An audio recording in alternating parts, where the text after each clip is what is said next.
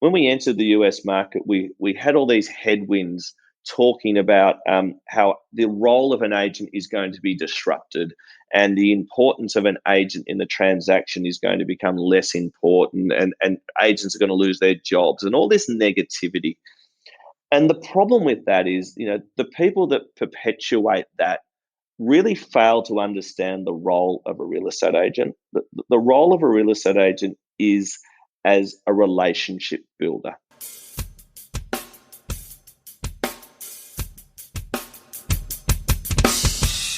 You're listening to the Real Estate Sessions podcast.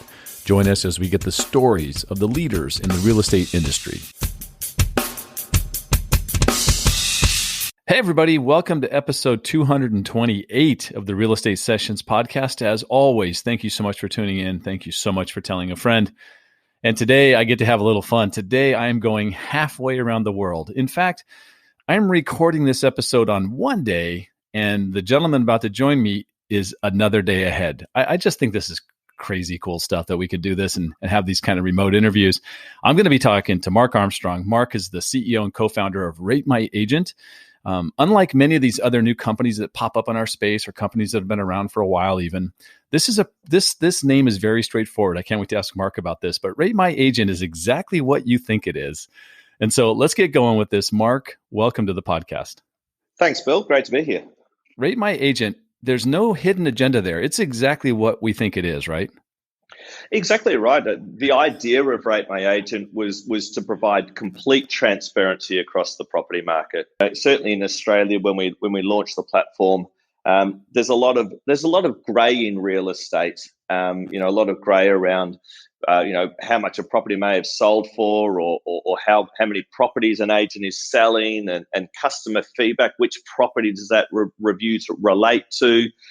That grey really causes confusion. So you're spot on. Rate My Agent is just about transparency. It's about independence. It's about openness.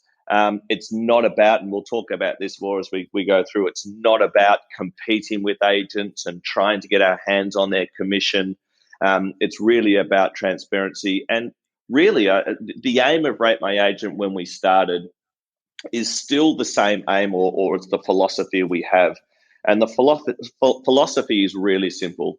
It's to simply support good real estate agents. I love that. We're going to talk a lot about what you've created. But first, I do want to ask a couple questions about Melbourne. And I apologize in advance. I'm going to be that ignorant American. You know where I'm headed. I think that when I think of Melbourne, because my wife is such a huge tennis fan, all I can think about is the Australian Open. And first of all, how cool and forward thinking they are. They're like the hip major in tennis, And so I'm sure there's a whole lot more about Melbourne I don't know. So what am I missing? Yeah, I mean, look, you're right. The Australian Open is our big international event, and that's really, I mean, we have the Grand Prix here as well, the Formula One Grand Prix. We're a little bit different to Sydney. We don't have a big bridge and we don't have a big opera house. Right. So we sort of, we fly under the international radar to some extent. But look, there's really three things. I'm born and bred in Melbourne. I love Melbourne. Obviously biased because I've been here all my life. But there's really three things that Melbourne's renowned for. The first one is we're known as the sporting capital of Australia. We have the tennis, we have the Grand Prix. We have the AFL, the football grand final here. We have the MCG, where the biggest game of cricket, the test match cricket is played. We have soccer played in Melbourne. We have rugby league and rugby union. And when you put on a sporting event in Melbourne, you get massive crowds because Melburnians just love sport. And it doesn't matter what sport it is. If it's the best sport, 100,000 people will come out and watch it. They'll go to the MCG and watch it. An AFL game of football at the MCG, the grand final will 100,000 people will turn up there. Hundreds of thousands of people turn up to the tennis. So we just love sport. I think that's the first thing. We're known as the sporting capital of Australia. The other one is we're very big we're a cultural centre as well. The arts and live music. We're very strong in that sort of that arts culture. Personally, I love going out seeing live bands. And in Melbourne, a little bit like a Seattle maybe, where there's every pub has got a live band playing over the weekend. There's so many band venues in Melbourne where you can go out and see a live band. So arts and music and all that sort of stuff is really, really strong in Melbourne. And the last one, funnily enough, is coffee. We're known to have some of the best coffee shops in the country. Melburnians are very fussy about their coffee. There's coffee shops all over the place, and there's little laneways, through the city of Melbourne where you can go and get some great coffee. So very, very fussy about our coffee. So that's what we're known for. They're the three things: sports and culture and coffee. I got to meet you in New York at the Inman Connect event, and you and your team, and it really, what a wonderful evening. I always find that if you hang out with Aussies for an evening, you're going to have a great time. So that's, I think that you know that, right, about your country? Yeah, we love having a good time. We don't take ourselves too seriously. Don't get me wrong. When we're involved in business, we love to work really hard, but we also like to relax and not take ourselves too seriously. And it was great that night in New York, catching up with all of you guys in the what was it called? What was that bar called? The Rum House, House there in New York. And we just like to relax and everyone come along and have a drink with us because we're not bad drinkers. The Australians. See, I didn't say that. So we're all good. Yeah, that's right. I'm a sports fanatic. I think you know that a little bit. And you mentioned cricket, and I know that's one of your passions. And so I'm going to ask you this question. First of all, baseball is my favorite sport. Grew up playing baseball. There is some semblance or correlation, or there's some things that are similar. But for a person who knows zero about cricket, how long would it take you to help me understand cricket at a higher level? Yeah, it's a it's a tricky game. I hear that little hesitation. Well, it's a little bit similar. It's probably I could throw that back to you. And how long would it take you to explain baseball to me? Because it's cricket and baseball are similar in a way that hit the ball as hard as you can. And that's the basic premise of both games. But you're right, when you get into the subtleties, particularly in cricket, there are a number of different ways a person can go out. When you try and explain to, here's a line that no one's going to understand, and it could take me a week just to explain what LBW means, a leg before wicket, and what it means if the ball pitches outside off stump. Is it out or is it not out? So there's a lot of technical elements to the game of cricket. In a very similar way, I'm sure there's a lot of technical elements to the game of baseball. So it's one of those things. Cricket, I've been brought up with cricket, so it's in the blood, and you learn all those technical things in the backyard as you're growing up. But I think like most sports, my kids play basketball, and I was at 2 basketball games on the weekend. And I said to the dad sitting next to me, there was a foul, and I said, I've got no idea what that foul was for. I could watch 100 games of basketball, and I've got no clue what that was about. And my kids have been playing basketball for, 5 or 10 years. And I still don't, because I wasn't bought. I didn't play basketball as a kid, so those technicalities are tricky, I think. Yeah. I'll tell you I have a favorite cricket story. And this past summer, Cindy and I were in London for her to attend Wimbledon, right? So we're checking off the majors as we go. And a game of cricket, pickup cricket, just happened as we're in this giant queue for the daily passes. They used a trash can as I think the stump.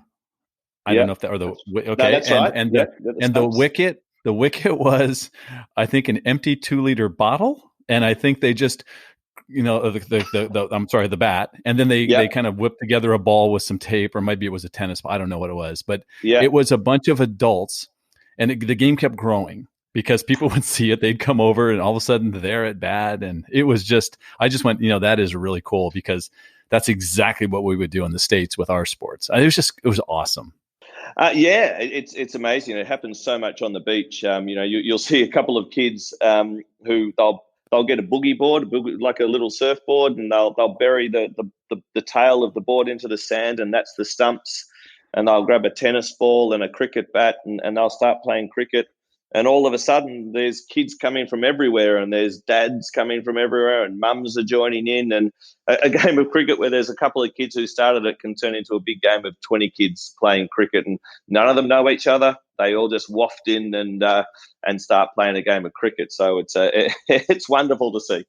Great to see. That's great. I love those kinds of stories. I just think that's what sports all about, anyways. So 100%. Being inclusive, getting everybody in there. Yeah, good. Yeah.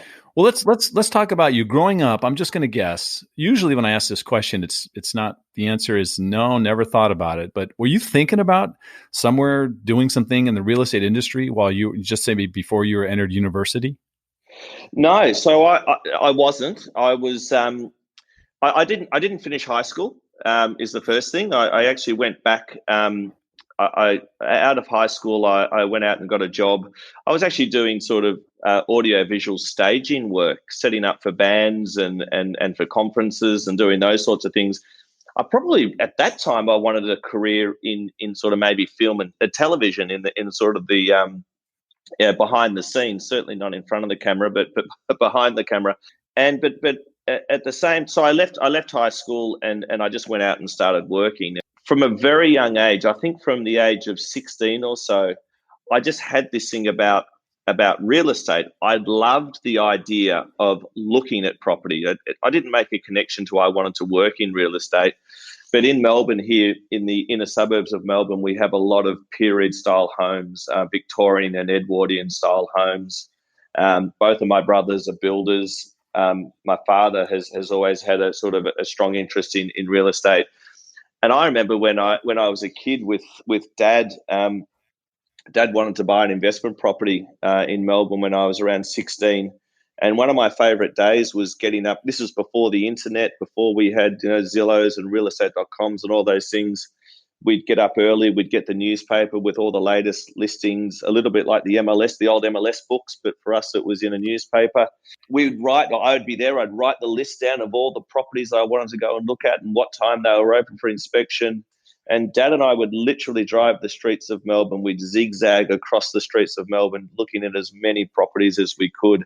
And I still do that to this day. I just love looking at real estate and looking at good property and critiquing it.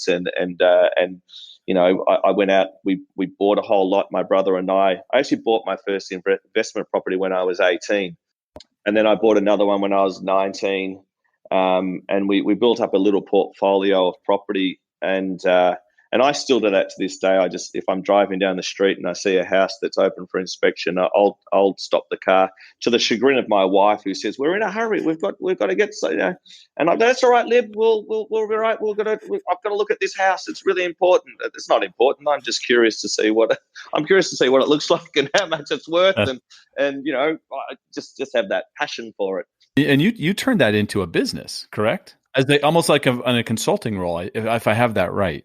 Yeah, absolutely. I did. After when I was about 21 or 22, I actually got the best education, I think, from the age of 22 to 25 or 26. And that education was I just picked up, left Australia, and backpacked around the world for 3 years. I just read books. I spent quite a bit of time in the States. I bought a car in Pennsylvania with a couple of friends, and we drove that through New York and up into Boston and around the Great Lakes and across Canada and down into Vancouver and down into Seattle. I traveled through Europe and I traveled through Asia and the Middle East. And most of the time when you're traveling, you're just sitting there reading books. You've got so much time. And for me, that was the best education. And then when I came home, my brother and I had already sort of bought these properties from before I went away. So we started a building development company. We just started renovating houses and sort of to some extent flipping houses. And then you're right, from there, that idea of combining that love of just looking at real estate and then advising people, that passion I just turned into a job. So for for a good for a good 10 years, I guess. I really just continued to drive the streets of Melbourne, but now it was a job. And people would ask me about a street in Melbourne. I'll know the street. I'll know which side. I'll know a lot of the houses in the street. I transacted near on 1,000 properties over that time, helping people buy property, helping in some cases helping them sell. So yeah, absolutely. I turned that passion of just looking at real estate and being and it's so passionate about the property itself and the merits of the property. And that enabled me to start an advisory business where I help people, buy and sell property. Were you helping primarily investors like yourself? Yeah, absolutely. Okay. But even yes, and even homeowners. I remember saying to a client once, they said, "I really like this house." And I said, "That's great." And I said, "How important is the investment potential?" And they said, "No, look, it's not important. I just really love this house." And I said, "Okay, that's cool." I said, "So let's say we buy this house, and in 10 years' time, it's worth less than what you paid for it." They said, "Oh no, no, no, no." And I said, so investment is important to you. It was my job to sort of combine that role of, yes, a home is about shelter, but for many people, a home is a stepping stone onto other things, and we need to consider that investment potential, because if we make a poor decision as a first home buyer, for example, a first home buyer when we might be single and have no children and all those things. And then in 5 or 10 years into the future, we're now married and we've got kids. So what's the next step? And because I've got 4 young, or not young, that my eldest is 17. So I've got 4 children, and I've been married for almost 20 years. That feels like I snapped my fingers and that happened. It went so quickly. And that was my job, was to really help people not only think about what their short-term needs were, but also to look into the future and consider what are their medium and long-term needs. And that really sort of changed their focus of where and what they should buy. 4 children. If the 17-year-old decides and says, "Hey, Dad, I'm going to backpack around Europe for the next 12 months. I'm just going to assume your answer is going to be absolutely, son. Let's figure out a way to make this happen. 100%. And actually, he's already one step ahead. He's actually a very good cross-country runner. He's third in the state of Victoria. His plans to go to the US. He wants to study at a US college. He's really focused. He trains 5 days a week. He's already reaching out to US coaches. If there's any US coaches listening, cross-country coaches, get in touch. So he's really quite passionate about making that step and getting into the college system. So he's pretty focused on hopefully getting a scholarship in the US and traveling around. And I encourage all of my kids to just jump on a plane and put a backpack on their backs and just go off and explore. Somehow we got to get to Rate My Agent. And here you are, you've got this company going where you're helping people, and you're getting paid for this to help them either evaluate or understand what they want. Yeah. And we got to get you to this like kind of a website kind of a thing, which seems way different than what you were doing. Yeah, it is. I think 2 things happened, or there were 2 real drivers that moved me into this space. I think the first one was often, a good idea or a good business comes out of necessity, and you build something for yourself.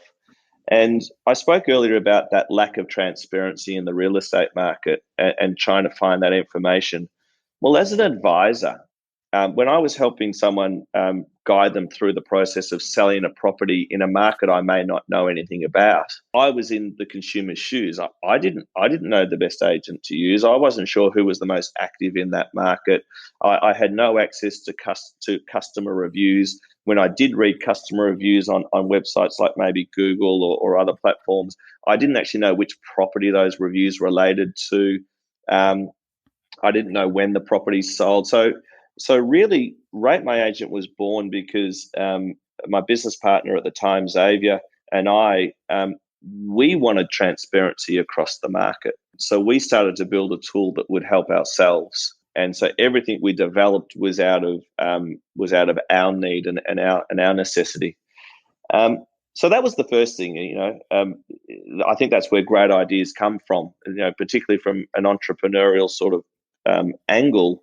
The best ideas come from solving your own problem because you understand the problem and you can clearly define it. Right. The second one was that we had grown this advisory business, and it's a little bit different in Australia. The buyer agent doesn't get paid via a commission. So if I help all of the clients I helped buy property, the client would pay me directly for my time and for my advice, a little bit like an accountant would work or a solicitor would work. And that was important to me because I could maintain complete independence. And I'll talk about that in a little bit as well. But independence to the transaction was always really important to me. So we built this business, and we had an office in Melbourne, we had an office in Sydney, and we were starting to open an office in Brisbane, up the east coast of Australia. And then it really dawned on me that building a really scalable business, and which is what I really wanted to do. I wanted to build a business. I'm not sure I thought that we'd take it across the globe, but certainly across Australia, I wanted to build a really scalable business. And doing that through that advisory role, you're taking one step forward and two steps back. It's very hard to scale that type of business. I sold out of that old business. I sold it to some business partners at the time, and I literally sat on a couch for 6 months. I read books about the internet. I devoured every book. The Facebook Effect was a great book I read at the time. The Story of Facebook, and just started to formulate these ideas. In actual fact, the first idea I came up with was a concept called Property Tycoon, which was an auction tipping competition. So in Australia, a lot of our properties are sold via auction. And that's a big difference. And auctions in Melbourne are like theatre. You go to the house, out the front of the house, there's a big group of people, and the auctioneer is up there putting on a show and, going through his or her spiel.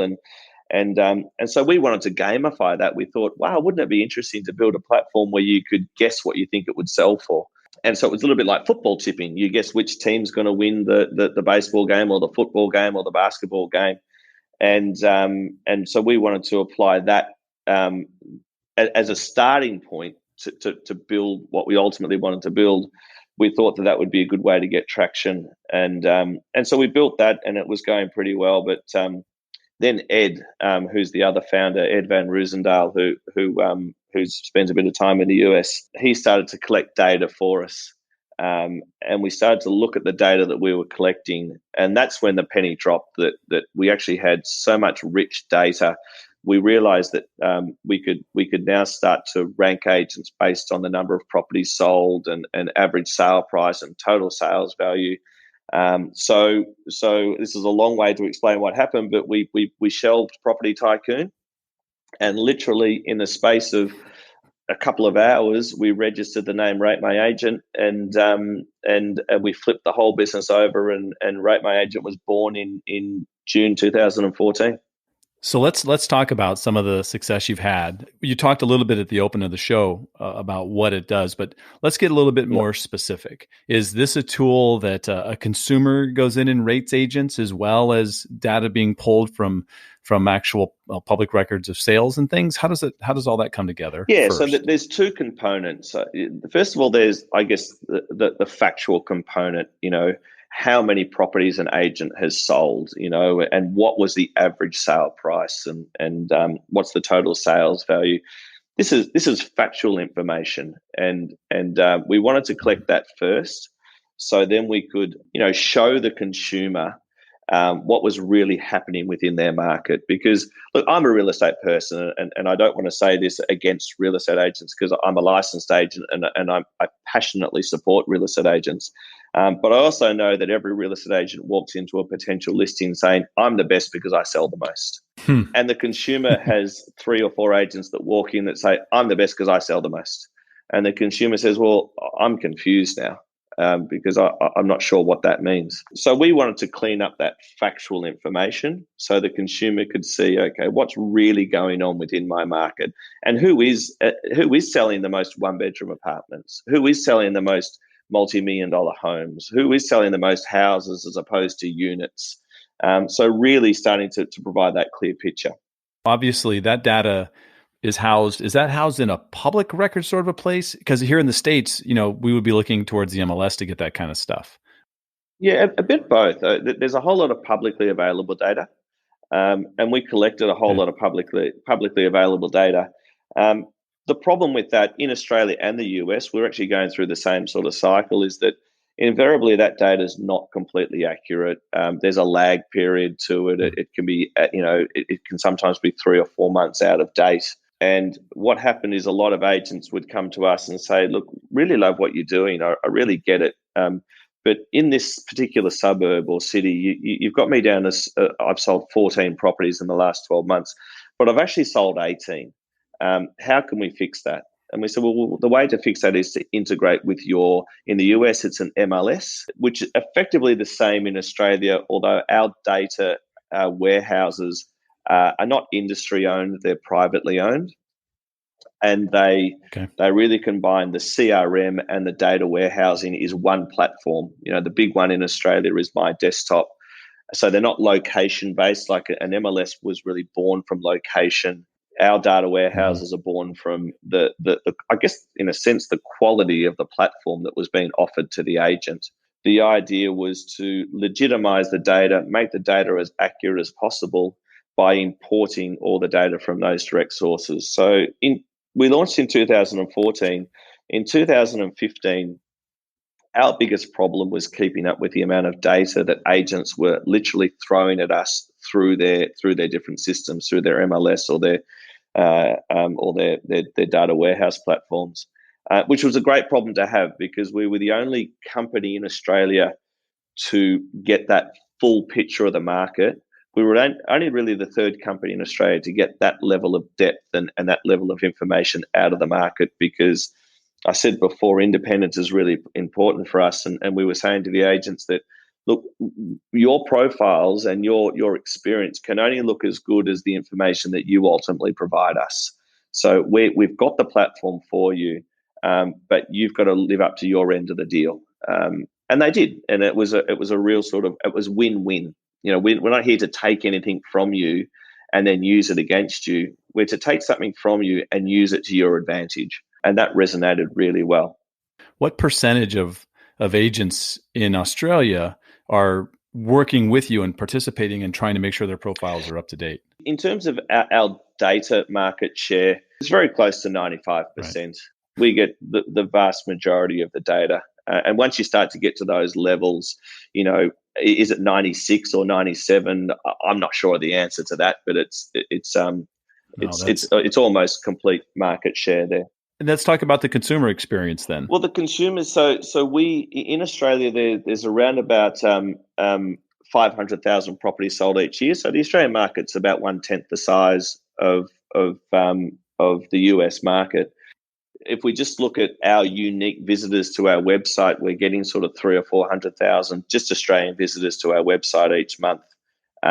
So a huge chunk of Australian sellers come to our website at some stage of the process. Again, we don't know an exact number, but when we look at those broad numbers, we know that a huge chunk are coming there. And the reason for that is, I think we have to look at who Rate My Agent is. We're a digital marketing business. Our job is to help agents collect, share, and promote their customer feedback. So the really, I think the most impressive number for us is that around about 80% of real estate agents in Australia use our platform. That means they promote their Rate My Agent profile. They've claimed their profile. They collect reviews. When they're sitting in front of a potential seller, they'll say to that seller, hey, I just sold a house across the road 3 months ago. Here's my Rate My Agent profile, and you can read the review that your neighbor wrote for me. And we knew that, again, as a real estate person, we know that the personal recommendation is a vital part of the process. But the personal recommendation was very clunky. You had to go over it and knock on that person's house, on their front door, and say to them, hey, what did you think of the agent's performance? Or you needed to see them at the sporting club or the local school or the church community. And in some cases, you didn't really know the person well enough to ask them their opinion. So that level of personal recommendation, even though it's vitally important to our industry, it wasn't as efficient as it could be. So we've just made that we wanted to digitize that personal recommendation. So we wanted to make it so a consumer didn't have to knock on the door of their neighbour's house and say, hey, how did you go? They could actually be sitting in bed at night, the kids are in bed, and they could be just searching and reading that customer feedback, knowing that, and this is the really unique thing about our platform, is every review is linked to the transaction. So you can clearly see which property the review relates to. You can see it on a map. You can see the photos of the property. You can see when the property sold. You can see how much the property sold for. So linking that review to the transaction took us a long way to digitizing that personal recommendation. And I think that's the secret sauce. If there is a secret sauce, that's it. I don't know any other company doing that here in the United States. No, there's no one doing that in the United States, and that's why we saw a wonderful opportunity to grow into that market. Data collection is going to be an issue, when you move into a different market. Is that your biggest concern or your biggest challenge as you bring Rate My Agent over to the U.S.? It was the first challenge to address. And we've done very well. We've been talking to MLSs for about 12 months. We've now got around about 450,000 agents directly connected to our platform via the MLSs. We've got some of the biggest on board, Sierra MLS and Miami and Contra Costa and Bay East, and all these sort of really big and influential MLSs are on board. And I think I can't be certain about this, but people tell us that our take up of MLS integration has been extremely quick relative to maybe some other businesses in the marketplace. So yeah, absolutely, that was the first step, and the marketplace has responded really well to that, and we're getting MLSs signed up every week. There's a new MLS coming on board, and again, I guess. One of the challenges we've got is keeping up with those data integrations, because as we all know, the data structures in the US, let's just call them complex. Let's go with that word. Let's go. We're going to go. You want to say they're not standardized? Is that what you're saying? In Australia, every property listing has exactly the same data structure. It doesn't matter where you are. Wow. It has the same. It's called an REA XML feed, and every single listing. Those challenges are. We're a part of the REACH program with Dave and Tyler and the guys there at NAR and the REACH program. And I remember talking to Tyler about that. We don't see it as a problem. We see it as a challenge and an opportunity. And Tyler's response was yes, because once you solve for that problem, you've actually now created a barrier to entry for other people to clear that wall and get into your market. And we see it that way. We see it as yes, it's a challenge, but it's also a challenge that we're prepared to take on. And once we overcome that challenge, you're on the way. And we've done a lot of that in the last 12 months. Mark, successful entrepreneurs very rarely kind of just rest on their laurels and without giving away something that will make your partners unhappy. Is there something else down the road? Are you thinking about something new that you might be able to bring to market as well? Yeah, you're right. For Rate My Agent, again, our biggest problem is too many ideas, and it's a wonderful problem to have. It's just about prioritizing the ideas and attacking the ones that are most important. But look, I can tell you a couple of the big ones that we're really focused on for the US market in particular. We have a big Agent of the Year awards here in Australia, and we just had the awards ceremony the other night. I think you saw some photos on Facebook, and actually, Molly McKinley, who's heading up our marketing team in the US, and shout out to Molly. She was sitting there at the awards and she was looking around, and I said, "Well, what is it?" And she goes, the agents just love it. They love the recognition, and they're so engaged. And it's I think the penny dropped for Molly that this is really powerful because you're engaging with them in a very positive way. You're not trying to take from them. You're actually, like I said at the start of this, we support good agents, and that philosophy will never change. We will support good agents. And the real unique thing there is that our awards are based on customer feedback. So many agents get recognized because, again, they sell the most property. And the analogy I use about that is that sort of logic means that a Toyota is better than a Ferrari because Toyota sells more cars. And that's just not true. So we look at the quality of service, and we recognize based on that customer feedback. So I think that's the first one that's not new, but it will certainly be new to the US market. Ideally, we'd love to have our first award ceremony in January next year in the US, and start to recognize agents for customer feedback, which is important.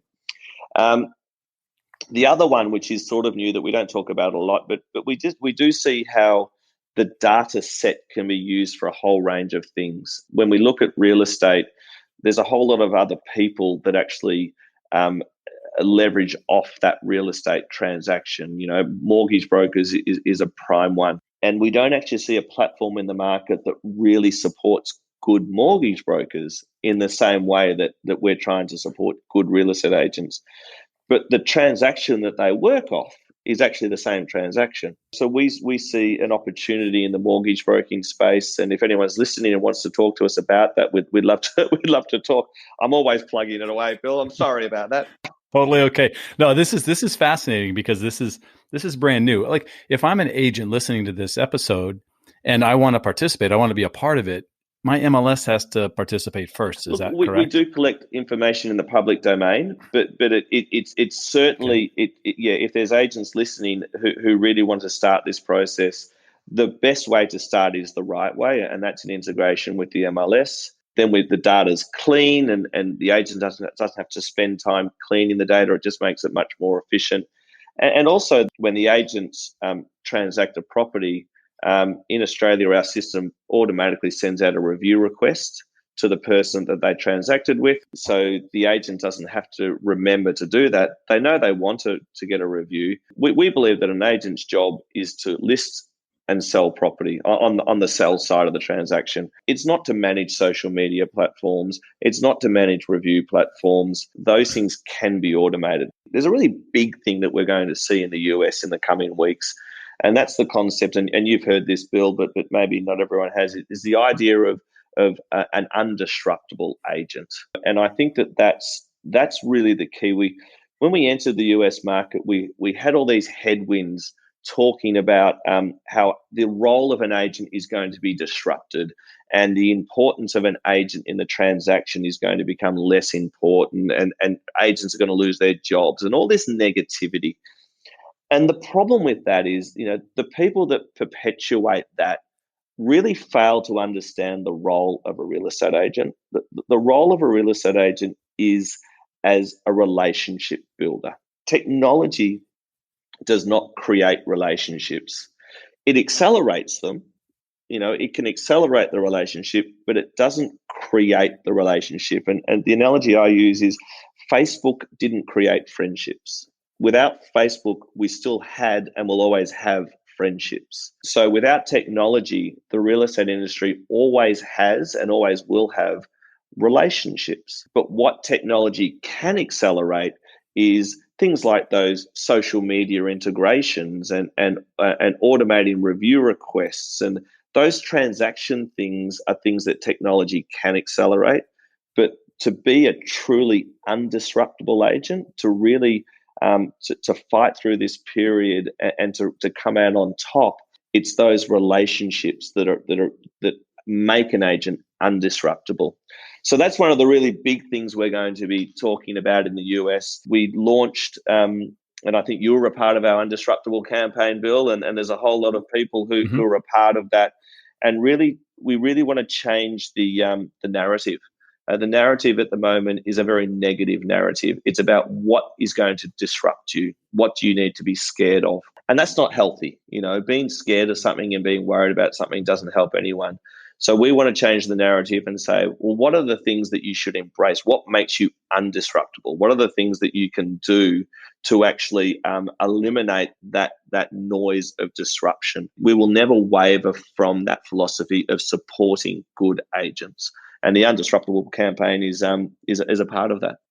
Mark, I've had you way over time here, so I really appreciate you sharing this with our listeners. And I'm going to ask you the same question I've asked every guest, including Molly McKinley and Jay Thompson from Zillow and all the way back. And that's, if you could give one piece of advice to a new agent just starting in the business, what would it be? They really need to think of themselves as a startup. I mean, when you become a real estate agent, you're not going to day one put your shingle out the front and have business. You've got to build your business over time, just like I did when you're starting a startup business. And so, what are the things we need to consider? We need to consider, well, how am I going to fund myself for the first 6 or 12 months? So we need to look at the ongoing funding and funding our lifestyle. And if we have kids and family, we need to consider giving ourselves 12 months of funding before we, that runway, that idea of having a runway before you run out of money. I think also how we build out our reputation, because as real estate people, we live and die on our reputations. So we shouldn't start thinking about building out our reputations the day we open the door.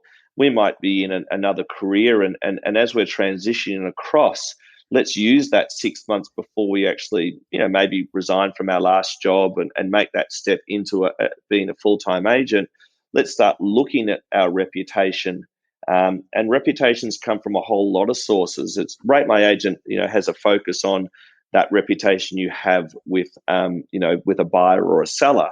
But if you haven't got a transaction under your belt yet, what are the other things? It might be your college baseball coach or your college professor who can help you with your reputation. It's employers of yours that can help you with your reputation. So I think building that reputation is really important. And I think the last one, and this is something that every new real estate agent can do, is just understand your market. Shelley Zavitz has just written a great book, Your First 365 Days in Real Estate. I love that book, because it talks about these sorts of things. It talks about the idea of looking at your business as a startup, but it also talks about the idea of, just knowing your market. Are there some new developments going on in your market? What's happening within the suburb? What's happening in the local school and the local church community and the sporting communities? What are the things that are changing that will affect the market in a positive way or in a negative way? When you're at a dinner party or you're out socializing, and someone says, hey, Mark's a real estate agent, and someone says, hey, what do you think about this? You can actually talk to it, So then that person, they probably don't even know that you've never transacted a property, or maybe you've only transacted 1 or 2 properties, but they walk away saying, wow, Mark was really knowledgeable about the market. So I'm now going to talk to other. And so when someone says to me, hey, when someone says to that person, do you know an agent? Well, I was actually at a dinner party the other night, and I spoke to this agent, Mark, and he knew all about the new shopping centre that was being built, and knew all the streets in the area, and knew the history of the area. And so I think they're the 3 things. It sounds to me like how to become undisruptible 101, like your entry level class into that world. I love it. I couldn't have said it better myself, Bill. Yeah. Mark, if someone wants to reach out directly to you, what's the best way for them to do that? The best way is there's 2 ways. I mean, someone can shoot me an email at mark@ratemyagent.com. Alternatively, they can go to our website at ratemyagent.com. The great thing about our platform, Bill, that I should mention is that to have a profile on Rate My Agent and to start using our platform to collect reviews is 100% free, and it always will be free. So there's no barrier to entry. We don't want anyone's credit card to come in and start building that reputation profile. And if there's any MLSs or any brokerages out there that want to have a broader discussion, they can always contact me at mark@ratemyagent.com.